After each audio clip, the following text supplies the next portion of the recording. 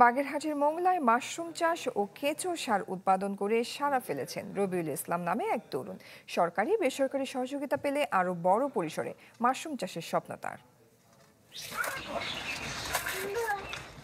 বাগেরহাটের মোংলার দক্ষিণ চিলা গ্রামের রবিউল ইসলাম করোনাকালে ইউটিউব দেখে শেখেন মাশরুম চাষ পদ্ধতি। এরপর ২০২৩ সালে নিজ বাড়িতে ছোট পরিসরে শুরু করেন মাশরুম চাষ। পাশাপাশি কেঁচো সারও উৎপাদন করছেন তিনি। মোংলায় প্রথমবারের মতো মাশরুম চাষ ও কেঁচো সার উৎপাদন করে ব্যাপক সাড়া ফেলেছেন রবিউল। মোংলা কৃষি অফিসের মাধ্যমে সেখান থেকে আমি মাশরুমের উপরে ট্রেনিং পাই এবং সেখান থেকেই ছোট পরিসরে মাশরুম এনে আমি শুরু করি এবং মোটামুটি ভাবে সফলতা পাই। এই ভার্মি কম্পোস্টের ভিতরে প্রায় 13 প্রকার পুষ্টি উপাদান বিদ্যমান।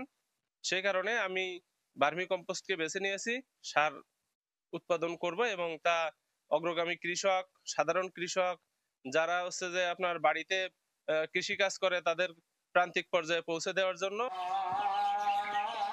রবিউলের এই সাফল্য দেখে অনেকেই আগ্রহী হচ্ছেন মাশরুম চাষে।